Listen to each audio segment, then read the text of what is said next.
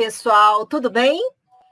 Que bom a gente estar aqui com vocês nesse painel, um grande, grande prazer. Vamos lá, antes da gente começar a falar um pouco dessa uma hora e meia que nós vamos estar juntos, vai ser fantástica, eu tenho certeza que vocês vão gostar. Eu vou me autodescrever. Eu sou Luísa, mulher branca, cabelo grisalho, curto, uso óculos. Atrás de mim uma porta de madeira e à minha direita, perdão, o logo do Instituto Rumo Inclusão.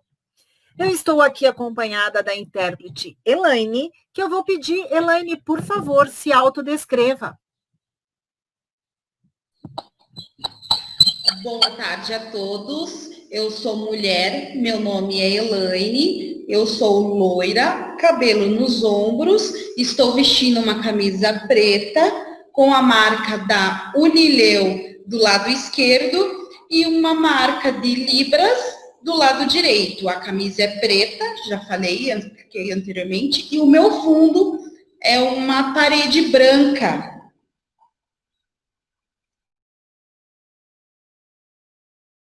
Vamos chamar todos os nossos convidados? Por favor, vamos lá. Doutora Isabel, doutor José Carlos do Carmo, doutora Laila Vilela, super prazer estar aqui com vocês, né? Já conversamos um pouquinho antes, na sexta-feira. Nós combinamos, pessoal, o seguinte, cada um tem sua própria apresentação, obviamente. Eu tenho aqui, né, os currículos, os mini bio de todos eles, mas a apresentação deles faz parte da história, né? Vocês vão ver só, nós vamos começar com o doutor Cal, depois nós vamos lá para a doutora Isabel e depois nós vamos para a doutora Laila. Nós vamos entender um pouquinho. Ô, Luísa, as empresas ficam me perguntando o que é essa história de avaliação unificada? O que é esse IFBR? O que é isso, né? Ô, Luísa, mudou, vai mudar, como que é, o que não é? Portanto, nosso fórum, que tem 4 dias, né? Estamos só começando, nós vamos trazer esse assunto para vocês. Todos, de extremíssima responsabilidade da minha parte, moderar essa mesa, todos médicos, né? Os médicos me perseguem, até na minha família eu tenho também, né? Todos médicos e bastante apropriados e consistentes do que vão falar agora conosco. Que tenhamos uma hora muito gostosa, muito boa e, acima de tudo, de bastante informação. Deixa eu avisar vocês uma coisa. Por favor, podem usar o chat, vão colocando perguntas, eu vou aqui organizando para depois a gente trazer para os nossos convidados.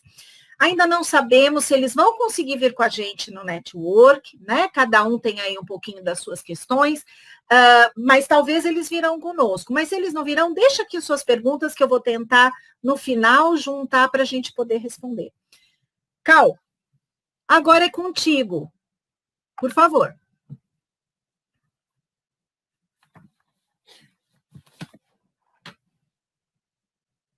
Seu microfone, Cal, está desligado.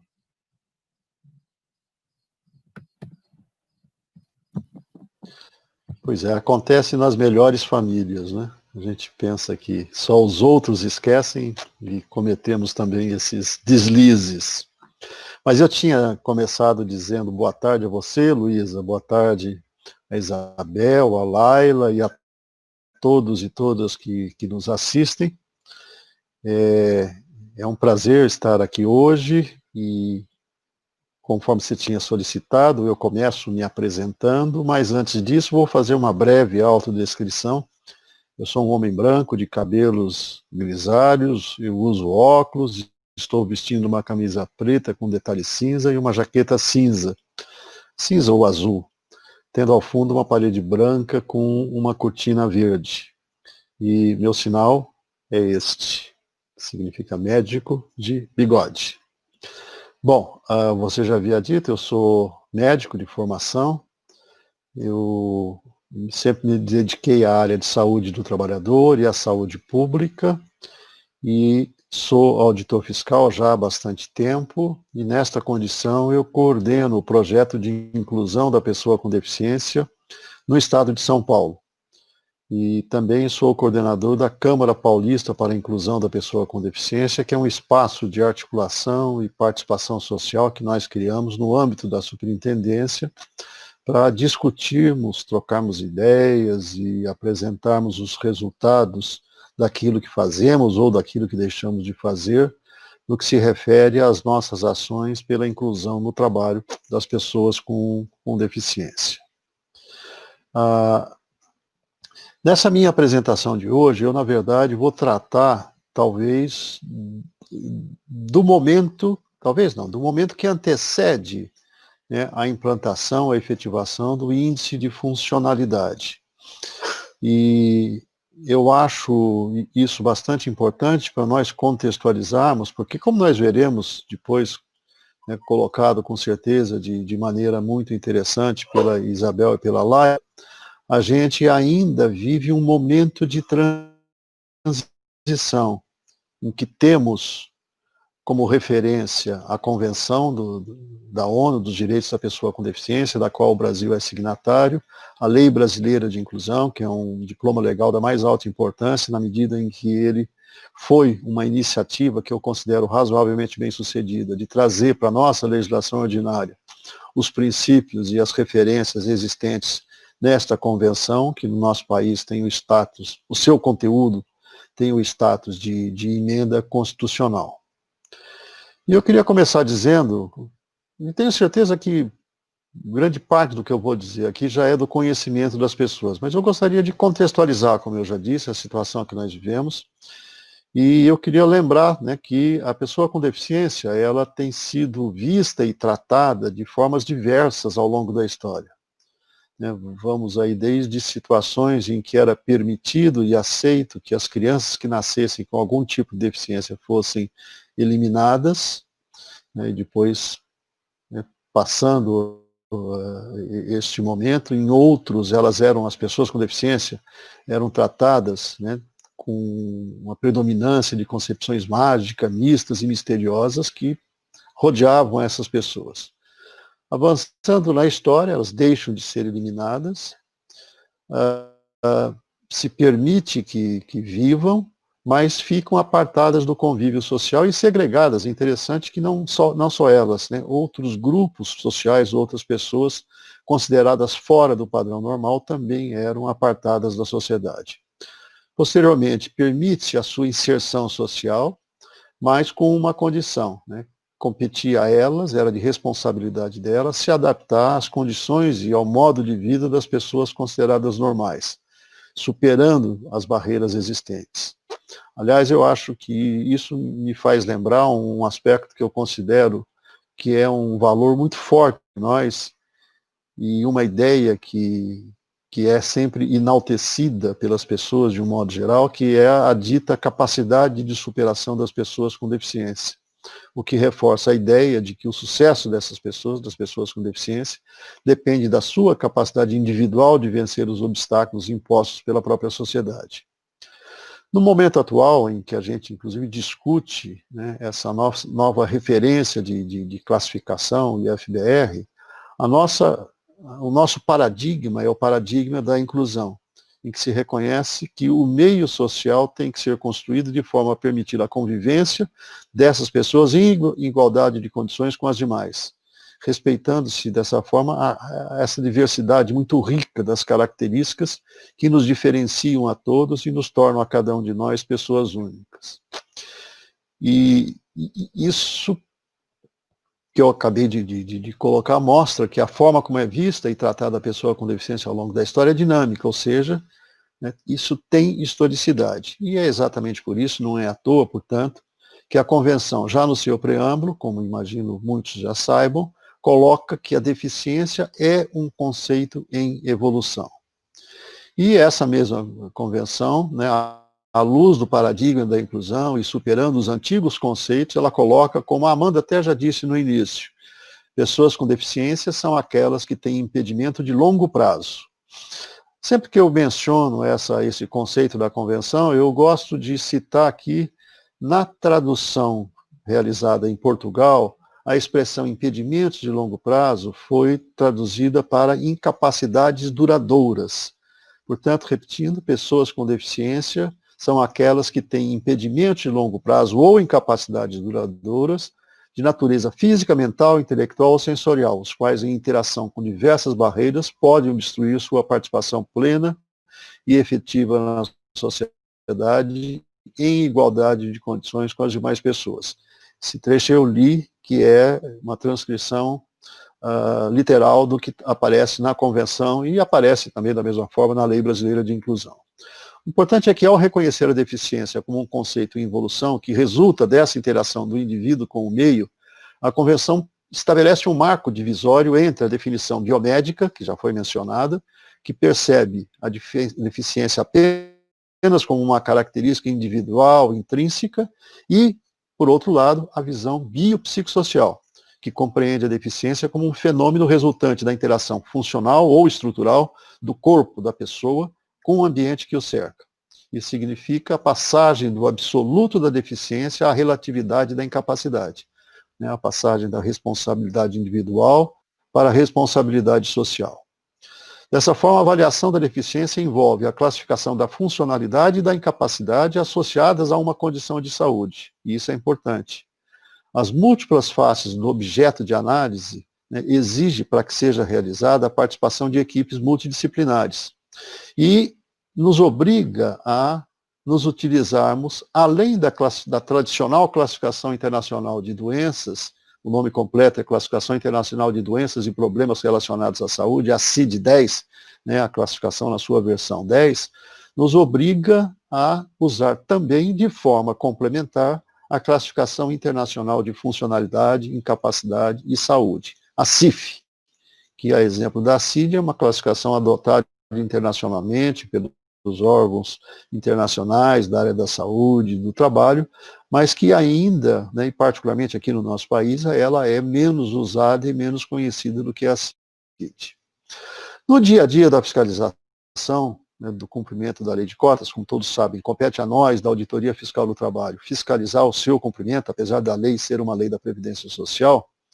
Nós temos que nos guiar por critérios que sejam objetivos, que não dependam da interpretação subjetiva de cada auditor e que tenham base legal, na medida que a nossa ação é uma ação de fiscalização oficial que tem que ter obrigatoriamente esse respaldo legal. O que nós temos feito? Enquanto não temos melhor definida a aplicação prática desses conceitos da Convenção e da Lei Brasileira de Inclusão, nós temos como referências importantes do ponto de vista legal o Decreto 5.296 de 2004, que conceitua a pessoa com deficiência como sendo aquela que possui limitação ou incapacidade para o desempenho de atividade e que se enquadra nas categorias física, auditiva, visual, mental e múltipla, como é do conhecimento geral de vocês. Complementarmente, naquilo que não contraria esse decreto, nós usamos como referência para caracterizar o comprometimento da função, ou como diz o próprio decreto, a limitação ou incapacidade para o desempenho da atividade, o anexo 3 do Regulamento da Previdência Social. Lembro que esse anexo 3, ele foi elaborado para servir ou para definir os critérios para a concessão do auxílio acidente, que é aquele auxílio devido quando a pessoa sofre um acidente, não importa de que natureza, e quando tem alta, tem sequelas que não a impedem de trabalhar, se ela poderia se aposentar, mas que exige um esforço maior para o desempenho de uma nova função. Isso, então, nestas situações, a pessoa tem direito a receber o auxílio acidente, e o anexo 3 trata desses critérios.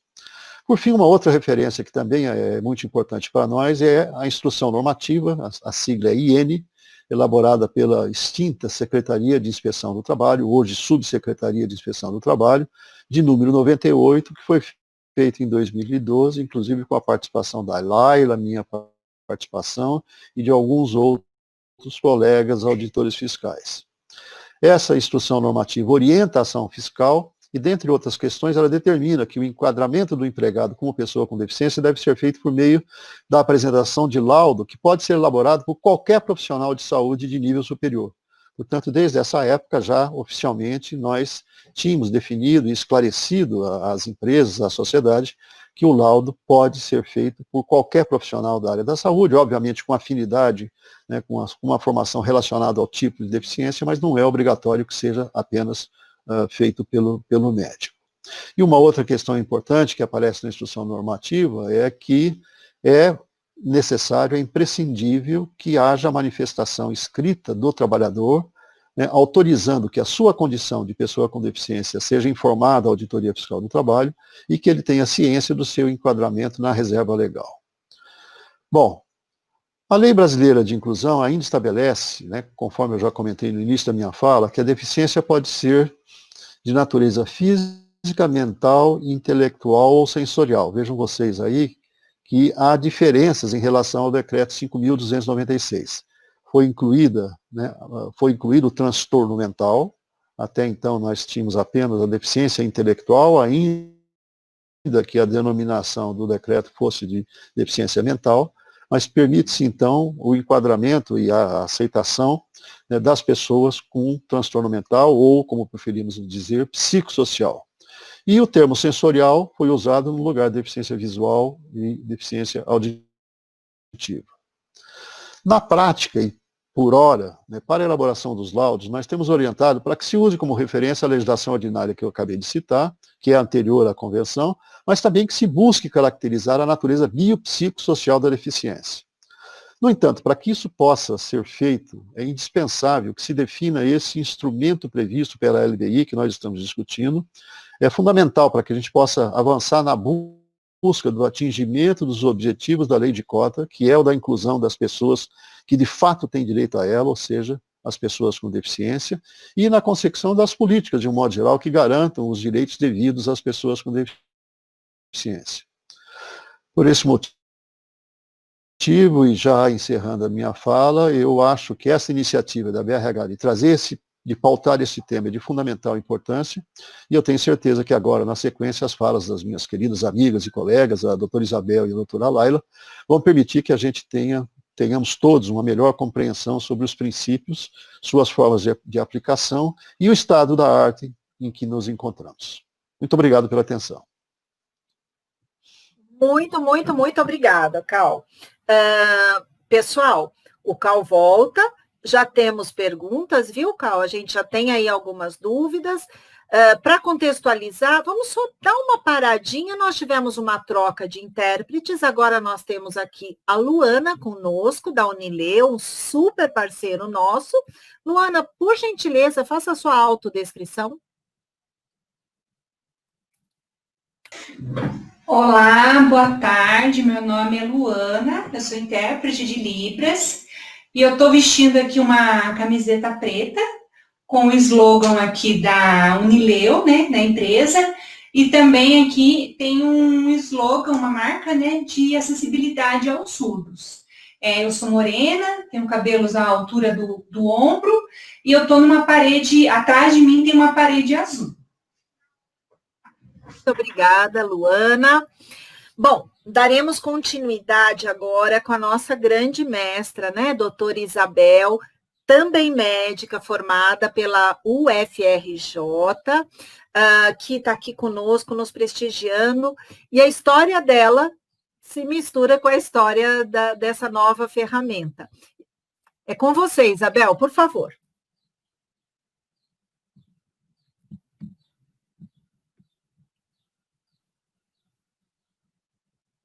O seu microfone, por favor, Isabel.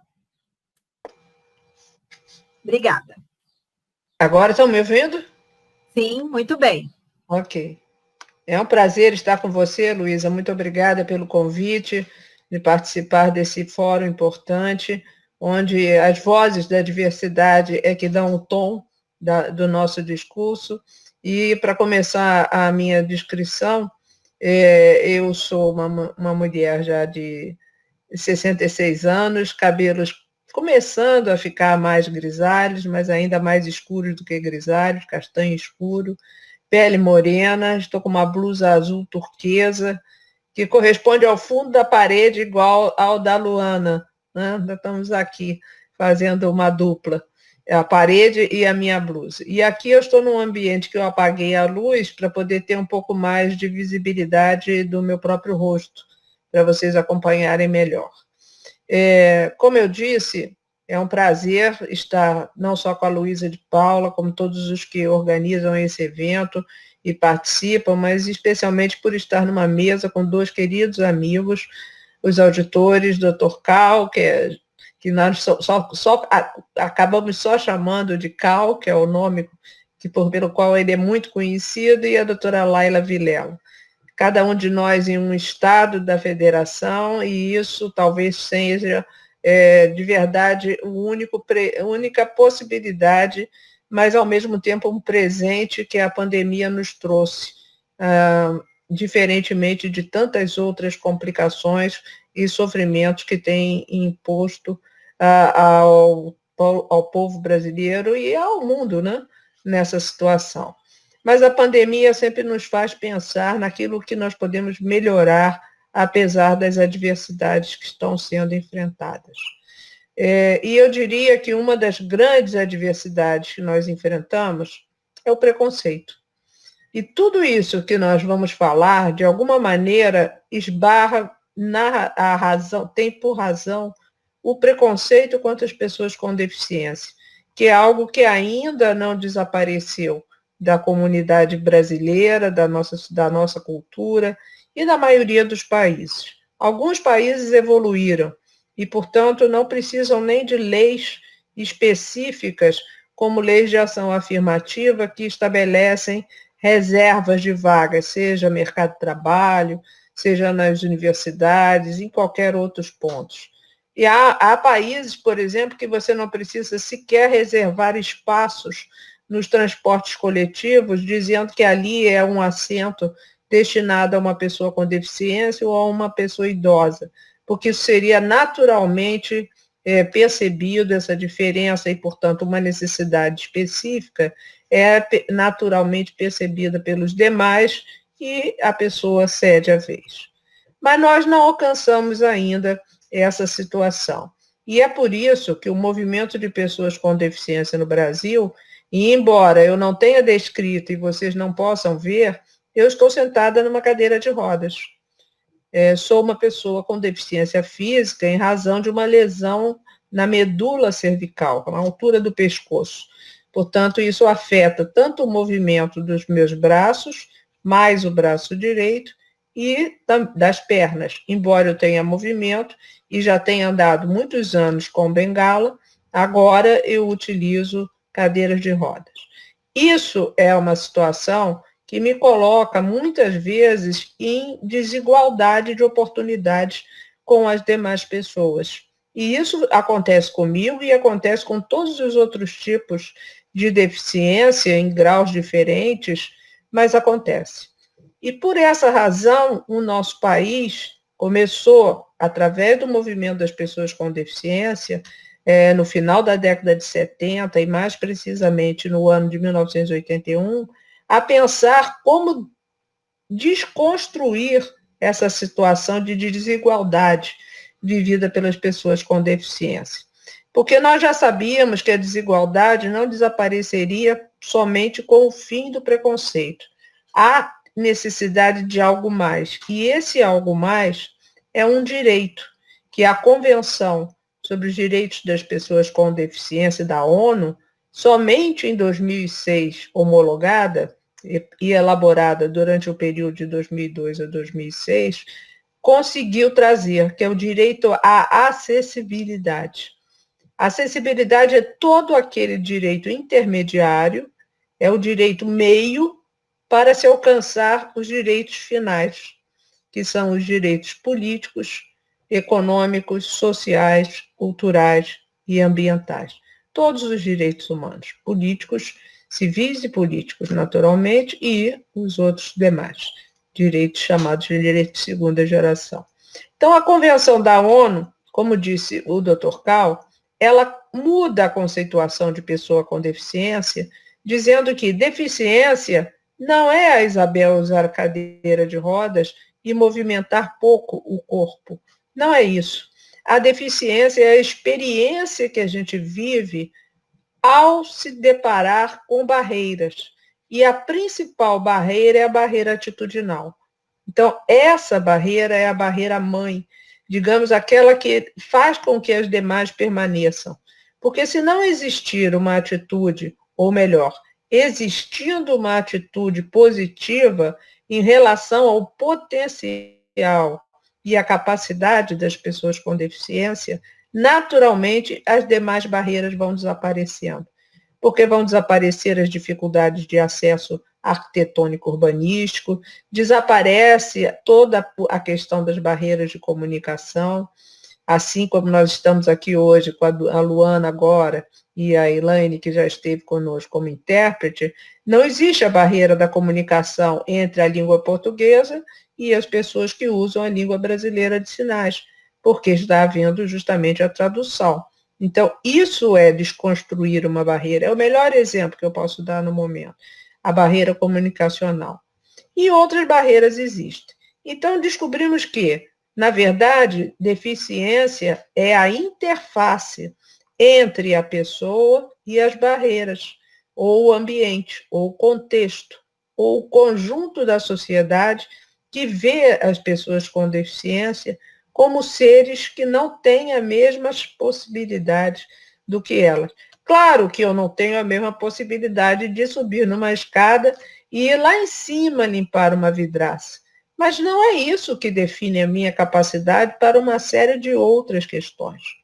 E é por isso que nós fizemos tanta questão de dizer que temos que classificar a deficiência levando em consideração as atividades e a participação social que essas pessoas podem ter, desde que não haja nem barreiras e que também ela tenha recebido todo o apoio das demais políticas públicas, sempre políticas públicas, e não somente o esforço da pessoa ou da família, sim um conjunto de esforços que são, digamos, corporificados através de uma política pública, que é um compromisso da área governamental com a sociedade. E, ao mesmo tempo, a política pública ela surge quando algo já é definido pela sociedade como importante.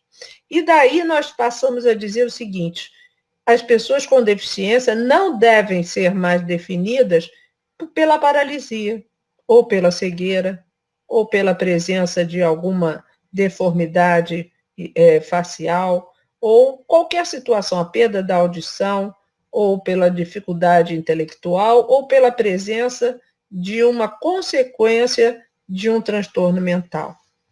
A Convenção da ONU nos deu a seguinte informação: vocês precisam pensar nos impedimentos de longo prazo, como disse o Dr. Cal, porque não são as situações temporárias e transitórias que vão precisar que as pessoas recorram às políticas públicas definitivas e principalmente aquelas de ação afirmativa.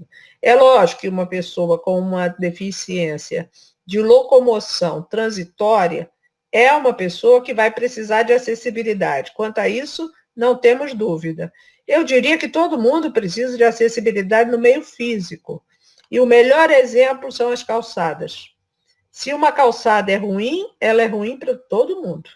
Para o bebê que vai no carrinho, para a pessoa que tem que puxar o carrinho de compras, para a pessoa que usa a cadeira de rodas, para quem caminha com dificuldade, com muletas, com andadores, com bengalas, para qualquer um que tem um pouco mais de idade e já não tem o mesmo equilíbrio e a mesma agilidade. Então, há questões que são gerais, que independem de classificação, e todos serão beneficiados. Mas há situações tão específicas, como a situação do mercado de trabalho, onde nós entendemos que as iniciativas como esse 8º Fórum são exatamente para verificar de que maneira nós podemos absorver trabalhadores com deficiência, sem que as empresas tenham nenhum prejuízo e sem que as pessoas com deficiência sejam deixadas de lado e possam também chegar ao seu papel de pessoas que serão plenas do ponto de vista socioeconômico, terão renda e serão capazes de construir a sua própria nação. E isso foi alcançado através de um equilíbrio na avaliação da deficiência, em que não somente o impedimento é percebido como existente, um impedimento de longo prazo, mas, ao mesmo tempo, nós temos que ver que repercussões esse impedimento traz na vida prática e nas atividades que são exercidas por essa pessoa. E daí a classificação ela terá o CID como a informação sobre o impedimento. O CID é a classificação internacional de doenças já mencionadas, que nós estamos agora passando para a versão do CID-10 para o CID-11, que já foi autorizado pela Organização Mundial da Saúde. Né? Temos que nos acostumar, e ele é melhor em vários aspectos, especialmente na classificação, por exemplo, do transtorno do espectro autista, que faz parte do conjunto das pessoas com deficiência, ou dos diagnósticos que podem levar a isso. Então, o que eu quero dizer? Não basta mais saber o CID? Não basta mais saber o CID. É importante saber o CID, porque a nova classificação, baseada na classificação também da Organização Mundial da Saúde, que não é tão nova, é de 2001, a CIF, Classificação Internacional de Funcionalidade, Incapacidade e Saúde.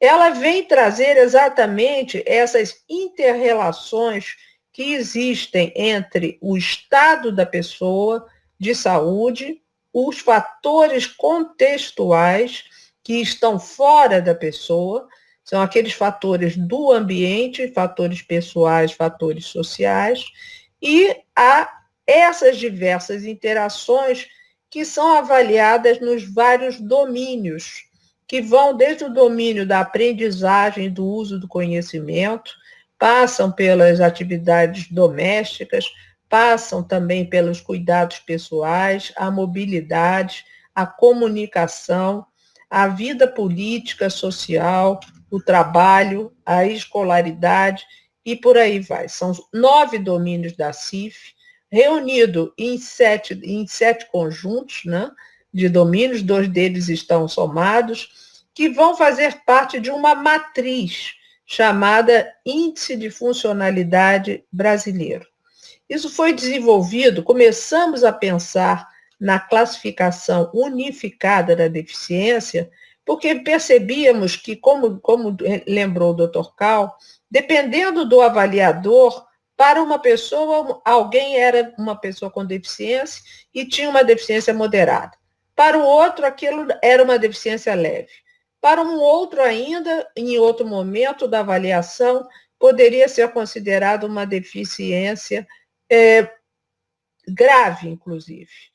E como avaliarmos se uma deficiência visual é mais grave do que uma deficiência mental, ou se uma deficiência auditiva é mais complicada e mais difícil do que uma deficiência motora?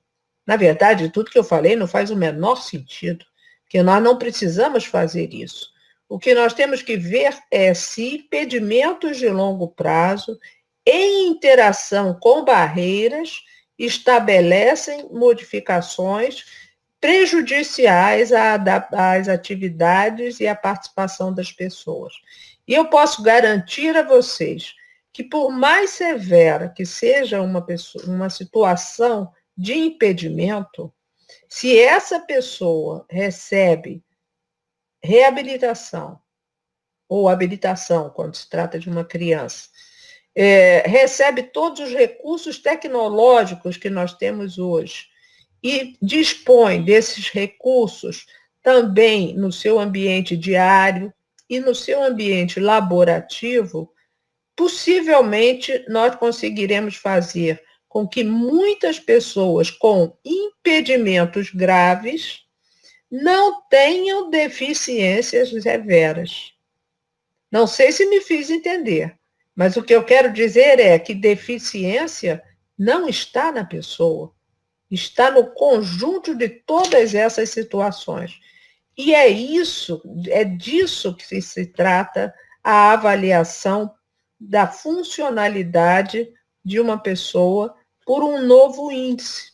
Esse índice vai levar em consideração, de novo, todos os aspectos que estão na CIF e que foram reproduzidos no artigo número 2 da Lei Brasileira da Inclusão, que é a Lei 13.146 de 2015, que entrou em vigor em janeiro, 6 meses depois, em janeiro de 2016.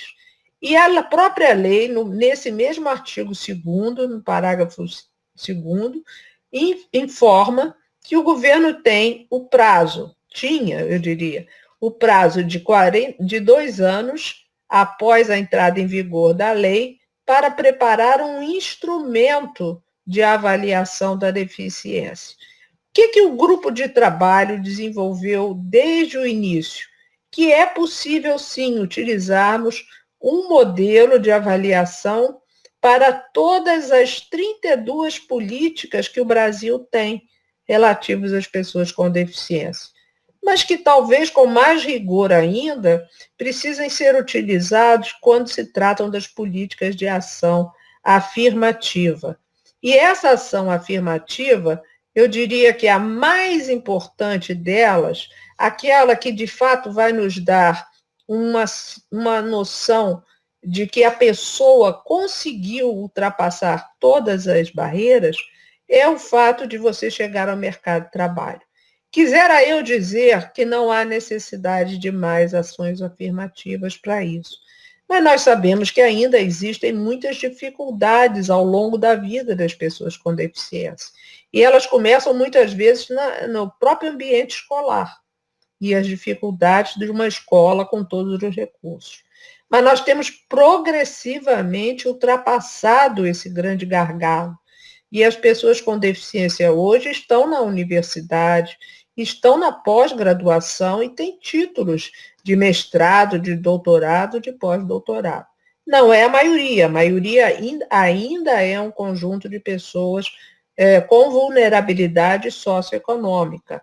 E muitas delas não tiveram as oportunidades que eu mencionei agora. Mas aquelas que tiveram serão avaliadas levando em consideração todos esses aspectos. E o índice brasileiro, o de funcionalidade, ou melhor, IFBR, Índice de Funcionalidade Brasileiro, já vem sendo utilizado, porque ele foi feito em 2012, que ficou pronto. Foi feito com todo rigor, baseado na Classificação Internacional de Funcionalidade. A doutora Laila acompanhou conosco, eu fui a secretária nacional dos direitos da pessoa com deficiência, antes coordenadora, e durante muito tempo tive a oportunidade de trabalhar com tudo isso. E levamos adiante uma proposta unificada da avaliação. O difícil, quando se fala no conceito de deficiência, é entender que deficiência não é só biológica, ela depende do contexto, depende da sociedade. Mas na hora que nós vamos avaliar, não tem como avaliarmos só o contexto. Eu gostaria de avaliar a sociedade. Se a sociedade é uma sociedade, como eu disse antes, discriminadora e preconceituosa, vai ser muito mais grave a situação de você transpor as dificuldades que um impedimento biológico pode trazer. Mas quando é ao contrário, quando eu tenho que avaliar o conjunto, eu acabo não avaliando a pessoa. Então, eu preciso ter um índice que considere os dois aspectos. E onde é que eu posso olhar melhor isso? É no impedimento? Não. No impedimento, eu vou continuar igualzinho ao decreto 3298 e ao decreto 5296, que vocês já conhecem. Mas e se eu olhar só a sociedade, só os fatores contextuais? Também não vai estar correto, porque para cada pessoa, aqueles fatores podem ter uma repercussão diferente. Então, eu tenho que avaliar através do conjunto das atividades e das participações que constam na CIF. Então, o índice de funcionalidade fez uma seleção de quais desses aspectos são os mais importantes para cada tipo de deficiência. E começou a utilizar isso na avaliação chamada avaliação da aposentadoria antecipada. todo mundo já ouviu dizer, e isso entrou em vigor, na verdade, com a lei em 2013, decreto, e a partir de 2014, o INSS, tanto os peritos médicos e peritas, como os profissionais da assistência social, passaram a utilizar essa matriz original IFBR. Só que depois percebemos que quando você avalia, por mais que você tenha avaliado várias pessoas para aposentadoria, você nunca avaliou crianças. Então, precisou-se fazer um período em que houve uma modificação, IFBR-M, daí o nome modificado, e esse IFBR-M precisou ser validado, avaliado, e isso foi feito durante o ano passado, 2019, começando em 2018, na verdade, onde verificou-se que, com mais de 8.000 pessoas avaliadas, com todos os tipos de deficiência, em todas as faixas etárias, mostrou-se um índice capaz de perceber a deficiência e perceber com graus diferentes. Só que essa história, quem vai contar para vocês com todos os detalhes, porque acompanhou a confecção e pode dizer agora como essa situação, porque afinal de contas, mais de 2 anos, de janeiro de 2016 para cá, já se passaram. Então, nós já deveríamos ter uma avaliação nos moldes da Convenção e da Lei Brasileira da Inclusão desde janeiro de 2018. Mas, como eu disse, nós ainda não temos. Temos a validação do IFBR-M, mas falta a regulamentação. Mas nós precisamos explicar um pouco melhor para a audiência, porque, afinal de contas, vocês não estiveram nem na validação, como eu tive a oportunidade de estar, nem estiveram no grupo original, como a doutora Laila, que fez a elaboração do próprio índice matriz IFBR, nós precisamos explicar um pouco melhor o que essa história vai nos trazer de bom. Mas eu, como pessoa com deficiência, como gestora pública governamental, posso assegurar que o índice brasileiro traz muitas boas novidades para o conjunto dos países que quiserem depois aprender conosco. Pode ser que o nosso índice ainda possa melhorar mais, e é isso que, no momento, está em discussão. Eu agradeço a oportunidade e vou dar uma boa notícia, Luísa. Eu fico com todo mundo que quiser fazer perguntas no chat depois. Oba, que bom. Obrigada, Isabel. Muito, muito bom. Isabel e demais participantes, né? Tal e qual como a Isabel, eu digo, esse instrumento eu vejo com ótimos olhos, eu não conheço ele detalhadamente, né? Mas eu acho que é um caminho excelente. Vamos lutar por ele. Agora, a Isabel passou muito bem o bastão, né, doutora Laila? Agora a doutora Laila vai estar aqui conosco. Olha a responsabilidade. Doutora Isabel fala, agora a Laila resolve o problema. Quando e como vamos implementar esse índice, né, esse instrumento? Antes só da doutora Laila pegar, pessoal, eu queria aqui dizer para vocês que nós temos organizado das 17 às 17h30, sala de network para conversa.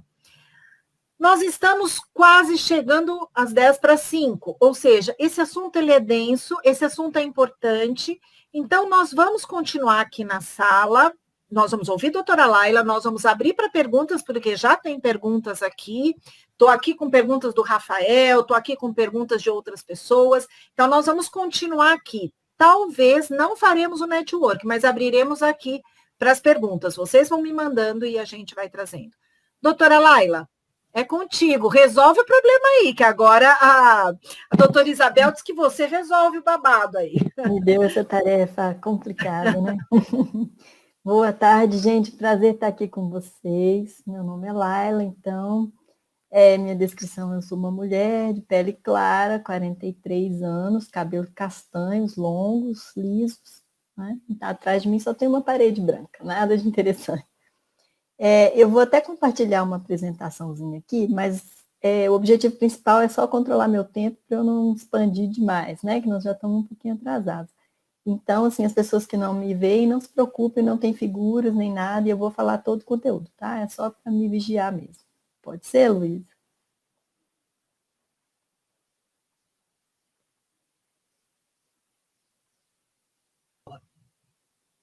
Pode sim, doutora Laila, o palco é seu. Ah, ok.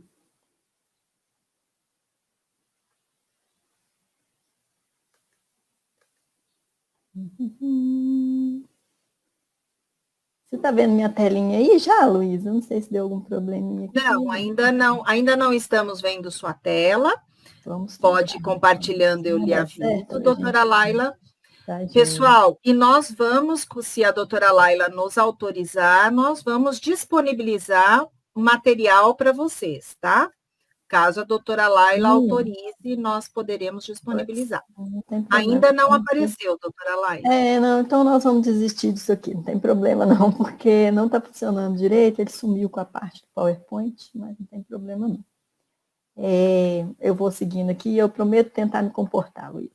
Bom, agora a minha tarefa já está bem mais fácil, porque meus amigos que me precederam já passaram esse panorama todo, de como é que é a situação dessa mudança conceitual, né? E a minha tarefa agora é mais simples, eu vou mostrar para vocês, explicar um pouquinho como é que é a matriz, como que o instrumento funciona realmente, né? E vai ficar mais fácil de entender, porque a gente já entendeu um pouco o que é a funcionalidade, que é essa visão global do ser humano, considerando todos aqueles pontos lá que o artigo da LBI traz para a gente, os impedimentos em funções e estruturas do corpo, os fatores socioambientais, né, aquela coisa toda do entorno da pessoa, com as barreiras, que a doutora Isabel já explicou tão bem, a questão das consequências que isso traz para a vida no dia a dia da pessoa, que são as limitações de desempenho de atividades, restrição de participação, né, e aquela funcionalidade mesmo, como a doutora Isabel colocou e o Cal também. A gente vai avaliar a pessoa no contexto dela e sempre com essa visão, eu posso falar em gravidades ali, das dificuldades, etc? Posso, né? Mas aí eu tenho que ter um instrumento que consiga avaliar qualquer tipo de deficiência e que faça isso de uma maneira justa, vamos dizer assim, bem equânime. Então, eu vou falar um pouquinho para vocês das partes aqui que a gente tem nesse instrumento, né? A gente tem uma parte inicial que trata da condição social da pessoa que está sendo avaliada. Tem dados sobre escolaridade, estado civil, qual que é a posição daquela pessoa no domicílio, na residência dela, né? Em relação à localização do domicílio, que vocês imaginam, uma pessoa que utiliza cadeira de rodas, como a doutora Isabel falou, se ela mora numa cidade que tem acessibilidade, tem todas as garantias, ok, é uma experiência de deficiência bem menor, vamos dizer assim, né? Nas limitações que a pessoa vai ter para atividades de participação. Mas se ela vive num ambiente lá, rural, com estrada de terra, é outra conversa completamente diferente. Então, todas essas questões, elas têm que ser dimensionadas dentro da avaliação da pessoa ali. E por isso é importante colher essas informações logo de início, no momento da avaliação, né? Tem a informação sobre quantas pessoas vivem na casa, qual que é a situação de trabalho, se ela conseguiu trabalhar ao longo da vida ou não, né? Se ela tem uma ocupação principal, todas essas informações, se ela tem algum benefício, tudo que pode ser importante ali para essa avaliação, mais do contexto social e econômico da pessoa. E depois a gente entra numa parte que é a do impedimento. Essa avaliação do impedimento, ela é, sim, pautada na CID, né? Como a gente já viu claramente aqui com o Cal e a doutora Isabel, e essa informação de um diagnóstico, pode ser suspeito também, mas uma informação qualquer sobre o diagnóstico que a pessoa tem. E se ela tem um impedimento múltiplo, vamos dizer assim, mais de um tipo, né, isso é assinalado também. Então, sempre vai ser importante esse detalhamento aí, porque a avaliação do impedimento é parte da avaliação da deficiência. A gente não pode tirar essa parte também, né? Nas funções corporais, no modelo do instrumento, a gente tem essa avaliação, existe uma lista no instrumento e o avaliador vai assinalar isso, né? Geralmente é o profissional médico que vai fazer essa parte. E a data de início desse impedimento, é importante também. Se teve uma alteração nesse impedimento a partir de algum momento, se agravou, se melhorou com algum tratamento, mudou em algum momento, essa data também é informada, né? Até pela questão do impedimento de longo prazo, que o Cal já explicou também, né? E a doutora Isabel também já falou sobre isso. Então, essa questão do impedimento, ele vai ser sempre documentado ali, e conforme aquelas espécies que o Cal já explicou também, que está na Convenção da ONU, né? A gente tem várias categorias ali. Questão sensorial, física, né? Mais motora, a parte mental, intelectual, cada categoria, vamos dizer assim, de impedimento tem que ser descrita, né? Depois, os avaliadores, na verdade eu não expliquei para vocês, mas são sempre 2 avaliadores. Por quê? Porque é aquela ideia que a LBI prevê de ser multiprofissional e interdisciplinar, né? Por que isso, gente? Porque cada olhar, cada formação traz uma instrumentalidade ali para aquela pessoa entender a realidade do outro, né? São olhares diferentes, e isso é muito importante para a avaliação da deficiência. Porque toda vez que a gente vai avaliar um ser humano, a gente quer ver aquele ser humano em todas as suas instâncias, né? Não é só a parte física, só a parte a parte socioeconômica do ambiente dele, tem que ser tudo visto, mas cada formação traz um olhar diferente para aquele profissional. Daí a necessidade de se terem sempre 2 avaliadores dessa maneira aí, né, multiprofissional. Bom, aí a avaliação vem na parte do nível que a gente chama de independência para as atividades, para a avaliação da funcionalidade propriamente dita. Antes de responder, de utilizar esse instrumento, aplicar, as pessoas têm que ser muito bem capacitadas para esse olhar da pessoa como um todo, né? O olhar biopsicossocial. Porque senão, gente, esse não é um questionário que a pessoa pergunta e o avaliado responde. Jamais. A matriz é como se fosse só uma balizadora ali do que a pessoa tem que enxergar naquela pessoa que está sendo avaliada. E ela vai construir toda uma história daquela pessoa, uma compreensão da forma que a pessoa vive e faz as coisas, ou deixa de fazer as coisas, as barreiras que ela enfrenta, para conseguir responder adequadamente essa matriz. Então, vocês vão ver que a gente vai ter atividades lá, mas nunca vai ser perguntar para a pessoa. Até porque as pessoas respondem isso de uma forma muito diferente. Se ela já está muito acostumada com a forma que ela faz, por mais que seja uma forma modificada, com dificuldades, ela vai falar simplesmente que faz. E aí, o instrumento não funciona, porque definitivamente ele não é um questionário, né, de faz, não faz. Vocês vão ver aqui, vocês vão entender isso melhor logo. Então, o avaliador ele tem que compreender isso tudo, ele tem que conseguir descrever a vida da pessoa, ele pode dar exemplos para perguntar para a pessoa. O manual de aplicação do instrumento ele é muito rico, porque ele traz exemplos de cada uma das atividades que são descritas ali e modelinhos de perguntas que a pessoa pode se lembrar de fazer para ela tentar captar todas as nuances importantes ali, né? E aí ele vai fazer essa avaliação toda, essa descrição, e vai preencher essa matriz conforme isso. Como é que é essa matriz? Atualmente ela ficou com 38 itens, como a doutora Isabel já explicou, em 7 grandes grupos baseados nos domínios da CIF, né? E por que 38, gente? Porque inicialmente a gente tinha a matriz do IFBR com 41, né? Depois ela sofreu uma nova fase de validação, como a doutora Isabel explicou, em que acrescentamos novas atividades ali para essa avaliação. Por quê? Porque a gente observou que, principalmente para as questões das deficiências mental, intelectual, a matriz estava deixando a desejar, faltando alguns pontos ainda. Então, em toda essa discussão e no processo de teste da sua versão da aposentadoria e etc., a gente foi fazendo esses ajustes. Então, a gente tem atividades ali distribuídas nos seguintes grupos, né? Aprendizagem e aplicação de conhecimento, comunicação, mobilidade, cuidados pessoais, vida doméstica, educação, trabalho e vida econômica, e o domínio de relações e interações interpessoais, vida comunitária, social, cultural e política, né? Essa coisa mais ampla ali de sociedade.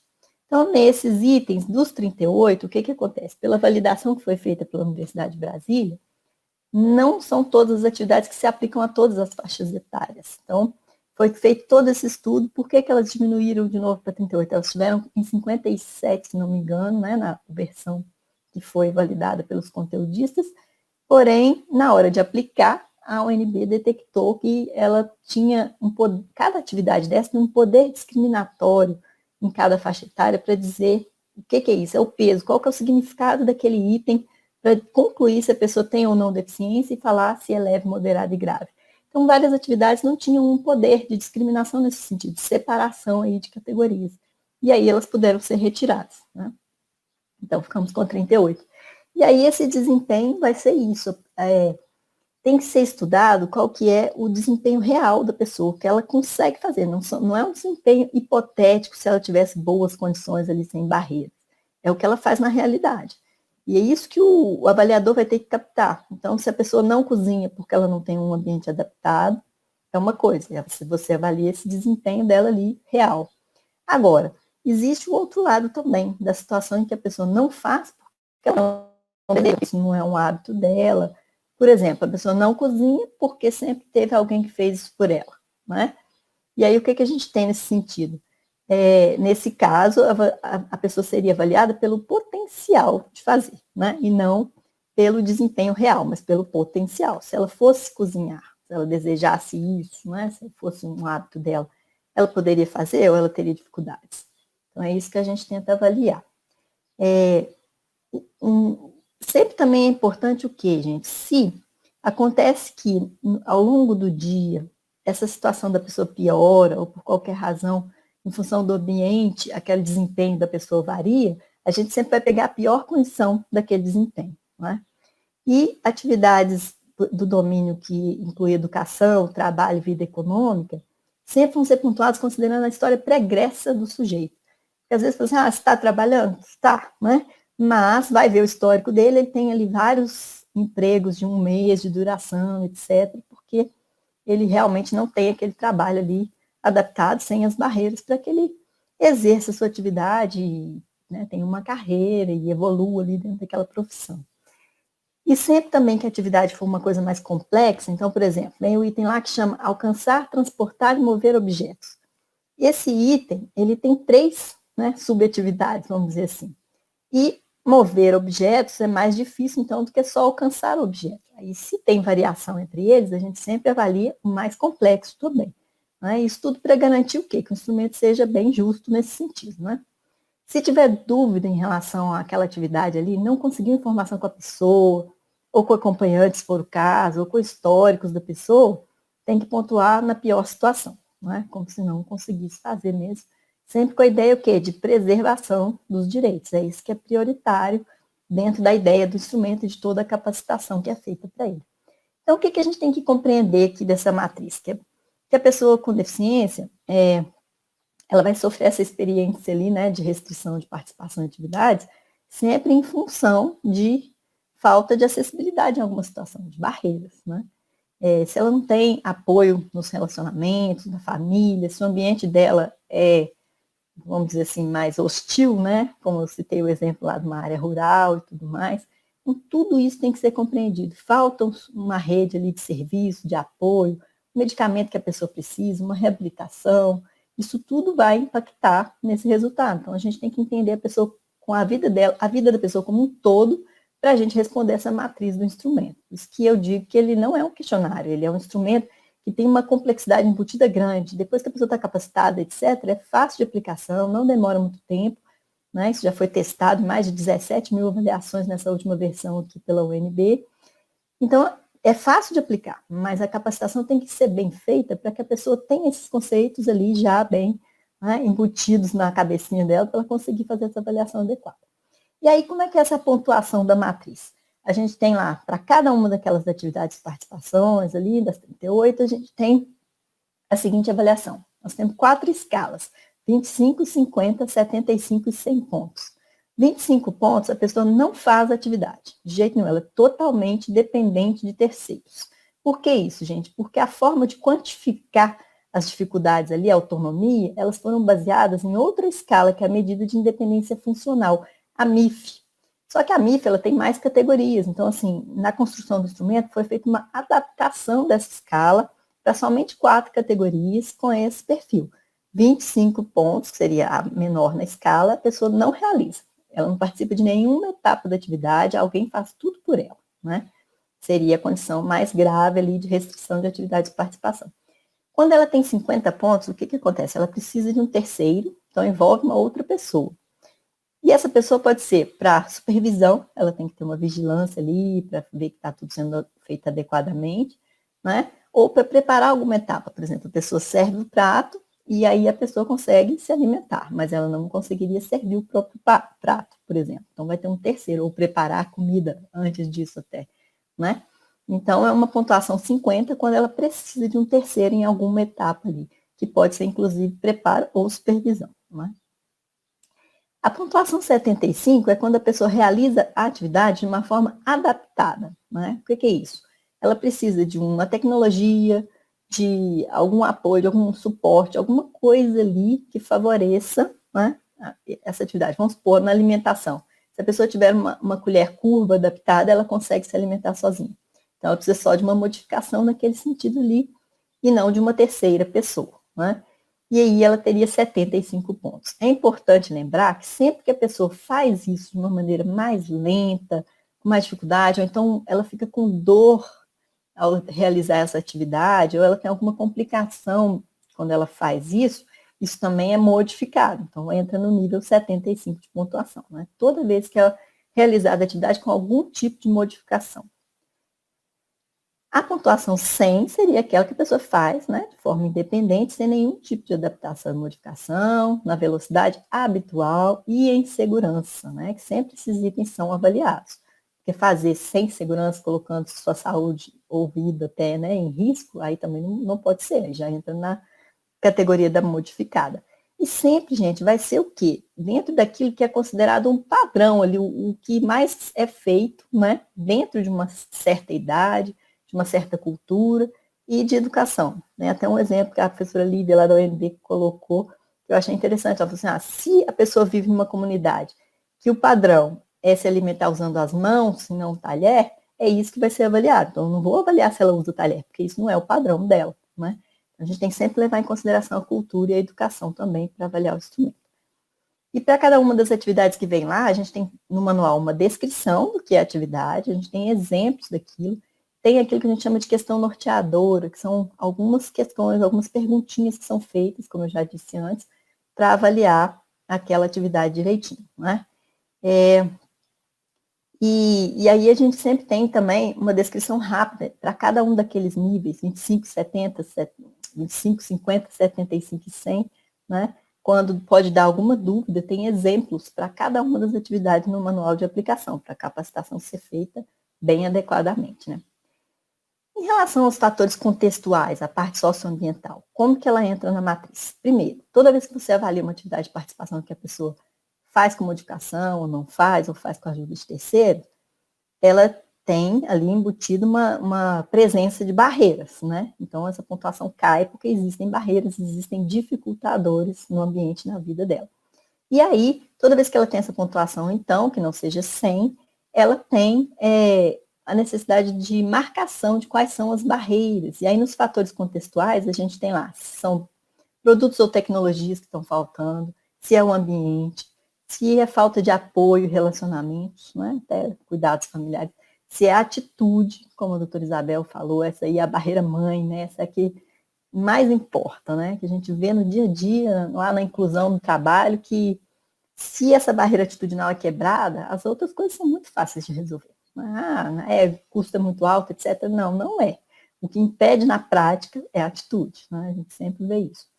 E outra questão que pode faltar também, serviços, sistemas, políticas públicas, né? Alguma coisa que ela precise ali no dia a dia que está faltando. Então, toda vez que a pontuação está reduzida, tem essa avaliação de quais são os fatores contextuais ali que estão impactando. Então, o avaliador tem que marcar isso, né, para cada uma das atividades ali, onde que ele detectou barreira. Não é?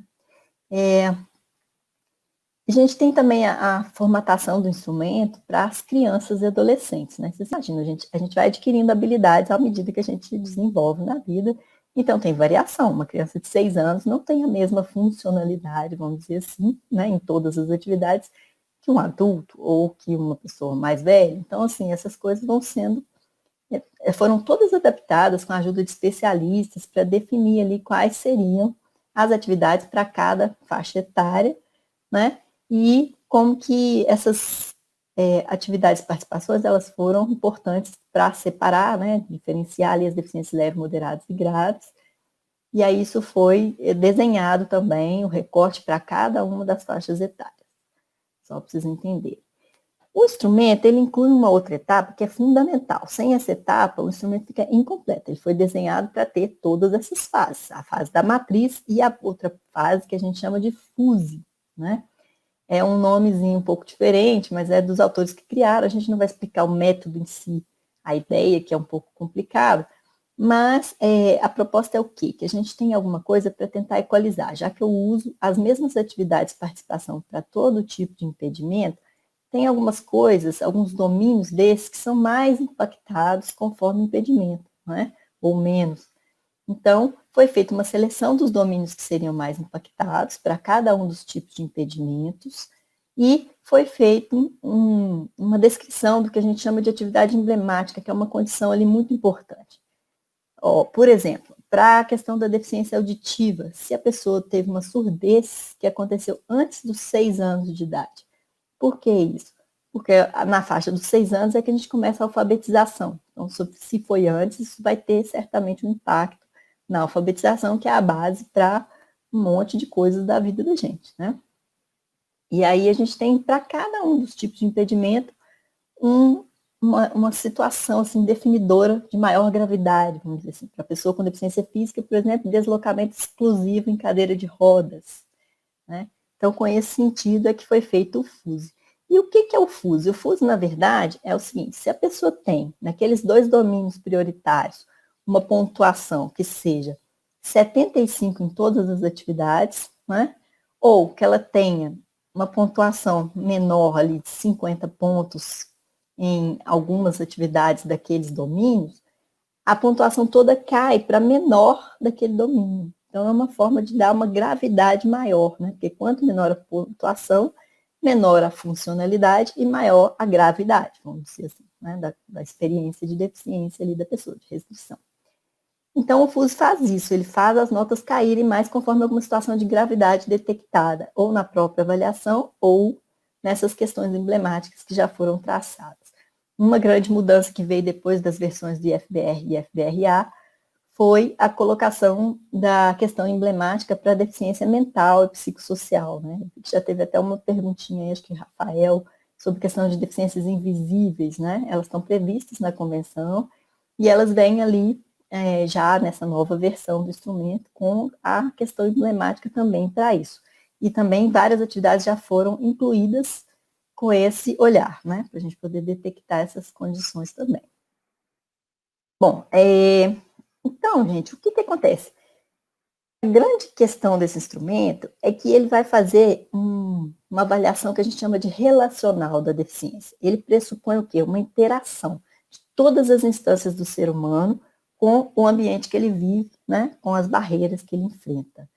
E aí, a grande dificuldade de se criar um instrumento de avaliação de deficiência é isso, é que a escala ela precisa conseguir avaliar a gravidade de uma coisa que é um conceito social, né? Que a deficiência hoje é um conceito social, como já foi explicado antes pelo doutor Isabel. Então, assim, a gente tem que sair dessa visão puramente de corpo se a gente quiser fazer um alcance adequado para isso. O que é sair disso? Durante a própria capacitação foi visto o seguinte: algumas atividades que a gente tem lá, controle da micção, né? Que é da urina. Antes da pessoa ser capacitada, a visão do profissional, às vezes, era essa: se está tudo funcionando, bexiga, esfíncter, né? Os músculos ali para evacuação, se está tudo funcionando para micção, aí está ok? Não, não está ok, porque regular a micção vai muito além disso. É o quê? A questão da higiene após, é a questão de saber o momento certo, o lugar certo. Então, se uma pessoa, por exemplo, com uma deficiência intelectual, ela fica muito apertada para ir ao banheiro, às vezes ela pode não ter esse controle ali do momento adequado. Né, socialmente adequado, vamos dizer assim. Por quê? Porque tem o lado social de cada uma dessas atividades de participação também. Mas se a pessoa vai só com o conceito biomédico, né, ele vai avaliar a função do corpo, se está funcionando ou não está funcionando o corpo. Não é isso. A gente tem todo um panorama ali por trás de cada uma dessas atividades. É por isso que o instrumento tem que ser aplicado por gente bem capacitada. Né? Bom, então essa questão da ruptura do modelo biomédico ela é muito importante para o olhar que a pessoa vai ter como avaliador. Ainda tem um certo desconforto que a gente vê nas discussões em relação a isso. Tem algumas pessoas que ainda ficam muito presas naquilo que a doutora Isabel já explicou, que não é para ser assim.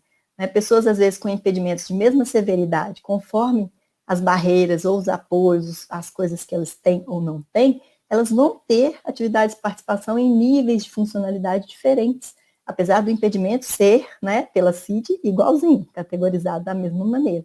Eles vão refletir na experiência de deficiência da pessoa de maneira diferente a partir do contexto dela.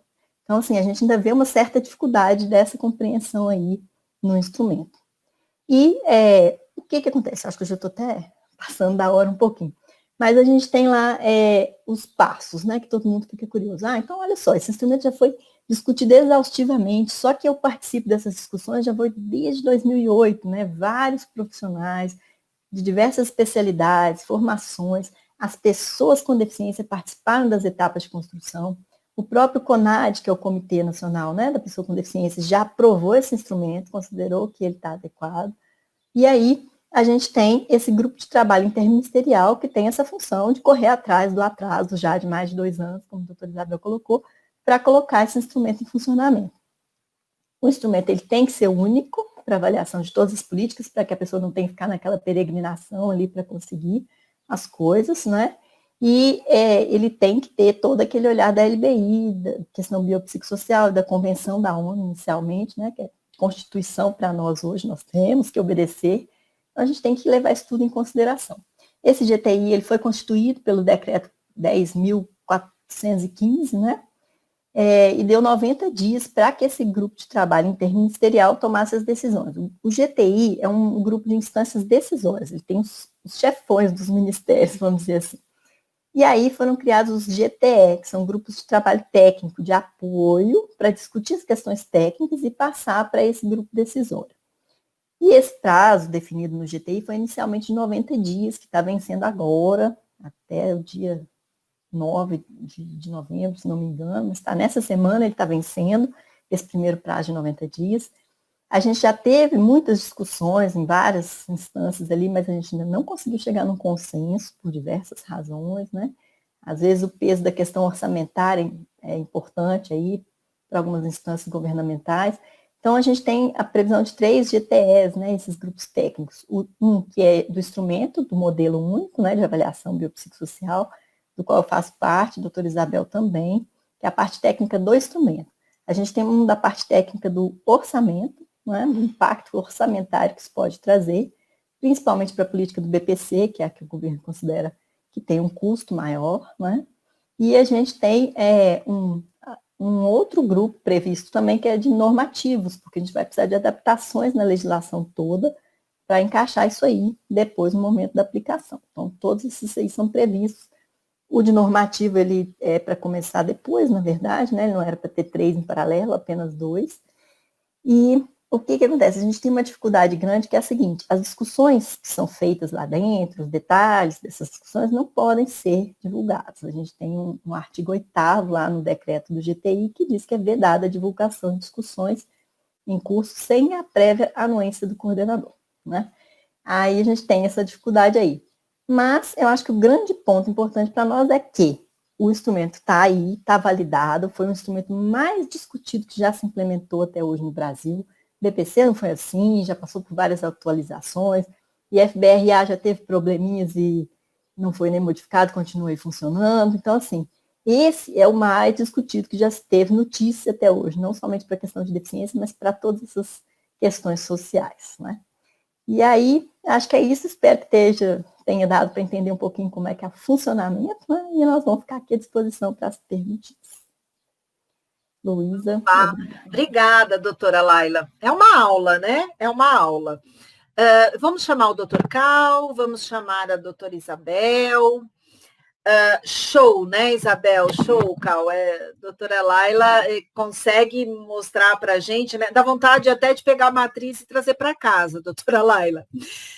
Bom, pessoal, é o seguinte, nós não teremos, eu vou avisar os participantes, nós não teremos network, nós estamos agora 17, quase 17h20, nós faremos algumas perguntas que os nossos painelistas vão responder. Eu considero 3 importantes para eles e depois a gente vai encerrar, tá? nós temos em todas as salas nossa de network, nós temos o nosso parceiro, nosso patrocinador desde o primeiro fórum. O Cal já participou de vários outros fóruns, o CIE sempre está conosco. Ele é que vai conduzir essas salas de network, mas amanhã, do segundo dia em diante, teremos todas as salas para as pessoas conversarem, trocarem experiências, mas hoje não. Esse assunto, ele foi um pouco mais denso e foi necessário a gente fazer essa mudança. Vamos lá. Cal, eu tenho uma pergunta para você, que a Araceli fez, então nós vamos meio nessa onda, como está hoje, né? Depois a Isabel tem uma pergunta aí, entrando um pouco na estrutura do instrumento, e doutora Laila, algumas perguntas que aí você já adiantou um pouco tem alguma possibilidade de implantação ainda esse ano ou não, né? Você já falou aí de algumas dificuldades, mas vamos trazer aos poucos. Araceli Cal disse o seguinte, doutor Cal, hoje, né, em fiscalizações solicitam laudos de especialistas, a depender do caso. Fiquei com dúvida agora quando você comentou do regulamento, e ela está dizendo que isso, né, essa fiscalização é recente, pós-LBI, mas ainda os auditores estão pedindo laudos especialistas. Você pode, por favor, responder? Quando eu comentei que na instrução normativa nós deixamos claro que qualquer profissional de saúde de nível universitário pode dar o laudo, eu frisei que, obviamente, tem que haver uma compatibilidade, uma afinidade entre a formação e o tipo de deficiência. Por exemplo, a pessoa apresenta um problema muscular, articular, que faz com que ela tenha uma diminuição de mobilidade, de força, dos seus membros. A avaliação deste comprometimento pode muito bem ser feita por um profissional, por exemplo, da fisioterapia. Agora, obviamente, esse mesmo profissional de fisioterapia não poderá fazer um laudo de uma pessoa com deficiência intelectual. Então, talvez o que se tenha colocado numa situação eventualmente pela qual ela passou, pode ser uma situação desse tipo. Vale dizer que nós estamos falando de um laudo que caracteriza a deficiência, porque o diagnóstico, obviamente, é prerrogativa sempre do médico, até por questões de definição legal. É isso, Luiz. Muito obrigada, Cal. Ficou muito claro. Doutora Isabel, a Patrícia está aqui perguntando o seguinte, quanto a CID-11 passa a considerar PCD? Como funciona essa mudança e quais as doenças que fazem parte dessa lista? Deu para entender um pouco o que a Patrícia quis dizer? Por favor, doutora Isabel. Eu acho que deu para entender que eu não expliquei direito e por isso que a Patrícia não conseguiu entender. Patrícia, normalmente a classificação internacional de doenças, ela vem mudando, tanto que nós todos usamos até agora a edição 10, né? A 10ª versão, por isso que o nome é CID-10. E agora vai entrar o CID-11, que já está pronto, na verdade, em alguns países já está em uso, já foi autorizado pela Organização Mundial da Saúde, e cada país tem o seu momento certo de colocar em vigor, né, na apresentação. O que eu tentei dizer é que, ao fazer uma revisão, doenças novas surgem e precisam aparecer nas novas classificações de doenças. Não tem a ver com deficiência, tem a ver com a mesma questão, é o índice de doenças, né? É uma classificação internacional de doenças. E o que ela traz de mais bem explicado é a parte do transtorno mental. Então, fica mais rico nesse sentido e será mais fácil para nós podermos tratar do impedimento, transtorno mental, com mais definição do que antes. Mas não é uma classificação para deficiências. Continua sendo a classificação internacional de doenças. Entendido? Super entendido, Isabel. Doutora Laila, o Rafael, você já até respondeu algumas perguntinhas do Rafael, mas é uma pergunta aqui que não quer calar, né? Qual é a previsão das próximas reuniões, né? junto, eu entendo aqui que é o Ministério do Desenvolvimento, né, para discutir um modelo único de avaliação biopsicossocial. Podemos esperar ainda esse ano a conclusão dos trabalhos dos grupos? Eu faço do Rafael a minha pergunta também. Por favor, doutora Laila. Bom, na verdade, nós temos em vias de ser publicada a prorrogação, que já estava prevista no decreto dos trabalhos do GTI, né, porque não foi possível complementar essas discussões, apesar da gente ter reuniões semanais e até 2, 3 por semana, dependendo.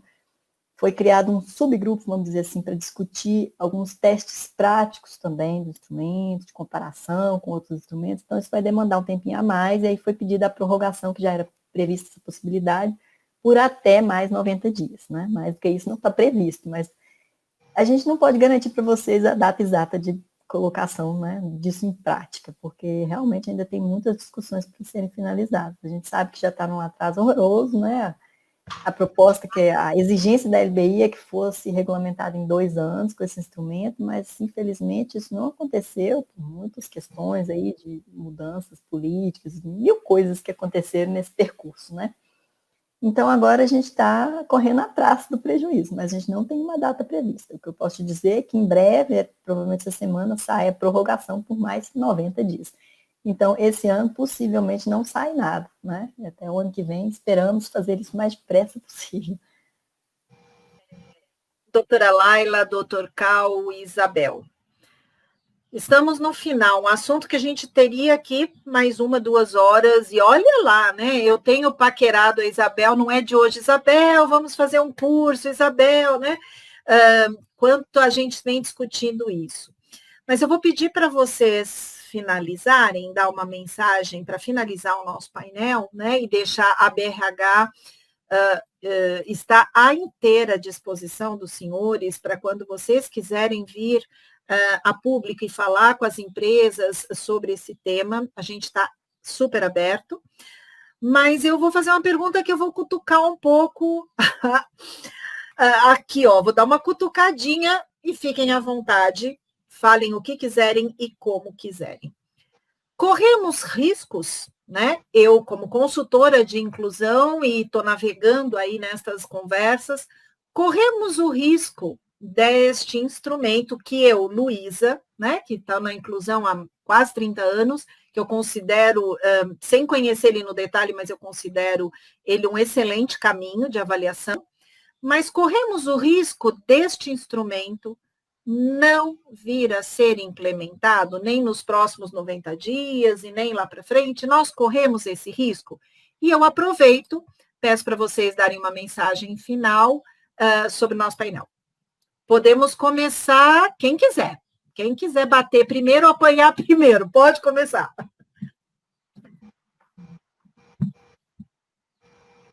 Oi, Isabel, vai, vou te cutucar, vai, Isabel. Luísa, é uma pergunta bastante interessante, né? O que eu posso dizer a você é que nós temos que ter uma maneira correta de avaliar a deficiência após a convenção ter se tornado um instrumento constitucional no nosso país. E, além disso, nós temos uma lei mandatória, lei federal, né? Como eu já mencionei, 13.146, Lei Brasileira da Inclusão, também Estatuto da Pessoa com Deficiência, que define de uma forma muito clara que a avaliação tem que ser por uma equipe multiprofissional, interdisciplinar, e que leva em consideração os aspectos que estão na Classificação Internacional de Funcionalidade, e que cabe ao governo federal fazer um instrumento. O governo federal patrocinou um instrumento. Esse instrumento não surgiu do nada, surgiu do patrocínio da própria Secretaria Nacional dos Direitos da Pessoa com Deficiência, que começou isso tudo estudando em 2008, e o estudo foi contratado em 2010, ficou pronto em 2012, foi validado, foi feito por uma universidade, a Universidade Federal do Rio de Janeiro, junto com o IEPS, Institutos de Estudos sobre Trabalho e Sociedade, né, do Rio de Janeiro. Depois já vem sendo implementado, na verdade, na forma da avaliação da aposentadoria, e ninguém nunca colocou nenhum tipo de óbice em relação a ele. posteriormente, para poder justamente juntar todo esse conjunto de possibilidades, já explicado pela Laila, das idades e dos tipos de deficiência, com todas as garantias, isso foi validado pela Universidade de Brasília, que também validou a aplicação da versão IFBRA. Então, nós acreditamos que o IFBRM é um instrumento robusto, é um instrumento que tem especificidade e sensibilidade adequadas, porque ter a mais perfeita especificidade e a mais perfeita sensibilidade num instrumento de avaliação de natureza coletiva é impossível. Isso todos nós sabemos.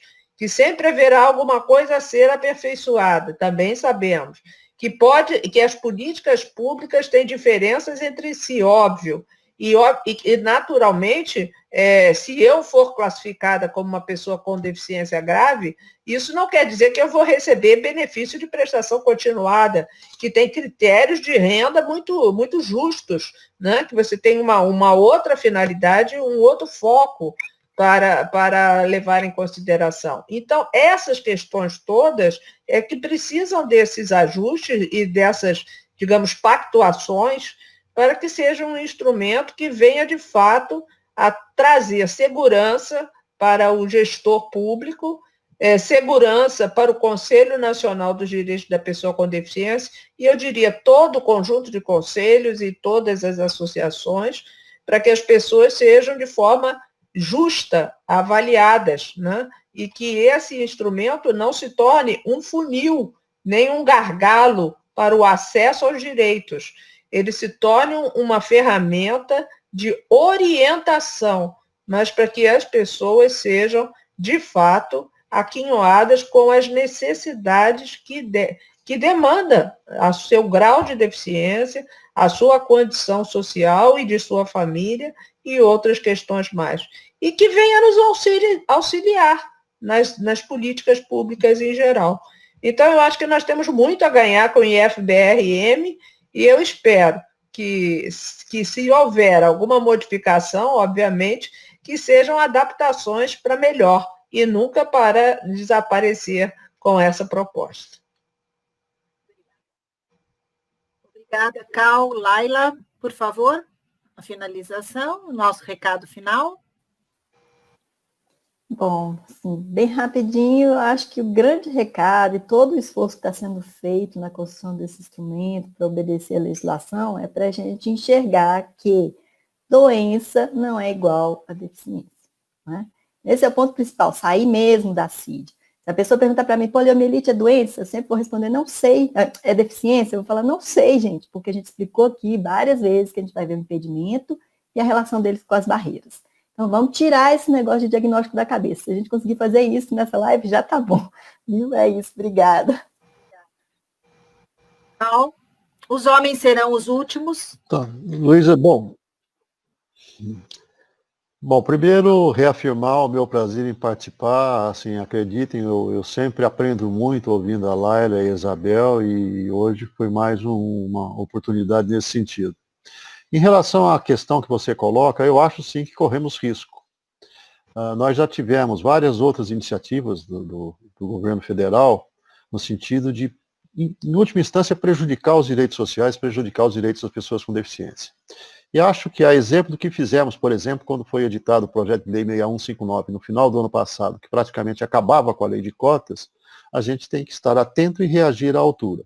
Eu espero que as coisas andem bem, né? A Laila e a Isabel disseram que nunca se discutiu tanto e tão aprofundadamente um instrumento como está sendo feito, como já foi feito com o IFBR. Mas se porventura, né, houver qualquer iniciativa no sentido de prejudicar os direitos das pessoas com deficiência, acho que a gente tem que reagir. E é importante que a gente acompanhe para e passo o que está acontecendo, para não sermos pegos de surpresa quando a coisa já tiver acontecido. Mas é isso. Mais uma vez, muito, muito, muito obrigada, Isabel, Laila, Cal. Viu que eu já tirei o doutor, porque vocês são tão queridos, tão próximos. Muito, muito obrigada. Aos três, eu me coloco sempre à inteira disposição. em nome do Instituto Rumo, a quem hoje eu estou presidente, contem comigo 100% do tempo, qualquer sinal, estamos juntos. E na DRH eu farei qualquer força para chegar até os nossos diretores, a nossa mais alta hierarquia, caso seja precisa a nossa ajuda nessa luta. Um grande abraço, muito, muito obrigada